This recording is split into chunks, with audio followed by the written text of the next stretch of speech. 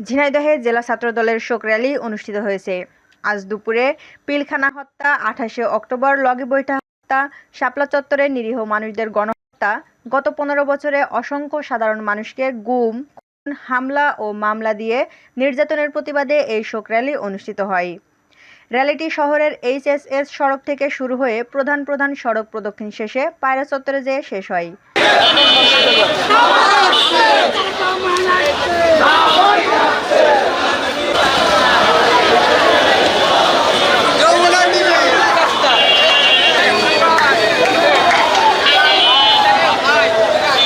র্যালিতে উপস্থিত ছিলেন জেলা বিএনপি সভাপতি এম এ মজিদ, সাধারণ সম্পাদক জাহিদুজ্জামান মনা, জেলা ছাত্রদলের সভাপতি এস এম সোমেনুজ্জামান সোমেন, সাধারণ সম্পাদক মুশফিকুর রহমান মানিক, ইবি ছাত্রদলের আহ্বায়ক শাহেদ আহমেদ।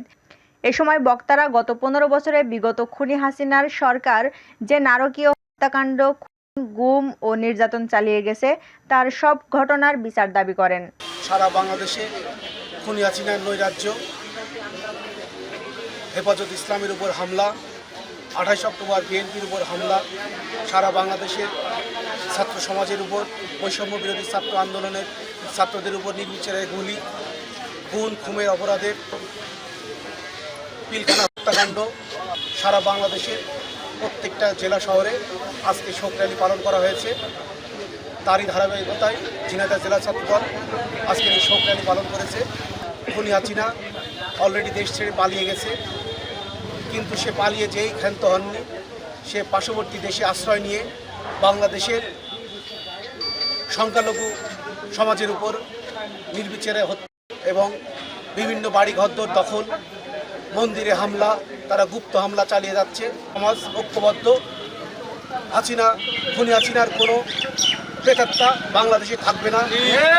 লীগের ভূমিকায় ছিল, আমাদের ছাত্রদের উপরে নির্বিচারে গুলির হুকুম দিয়েছিল সেই ডিসি, আমরা তাকে অপসারণ করেছি এবং আমরা ঝিনাইদহে যত দুর্নীতিবাদ অফিসার আছে, দুর্নীতিবাজ কর্মকর্তা আছে, তাদের বিরুদ্ধে আমরা অ্যাকশনে যাব।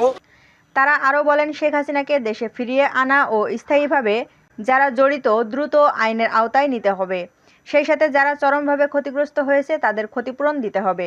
Desk report, time of Bangladesh.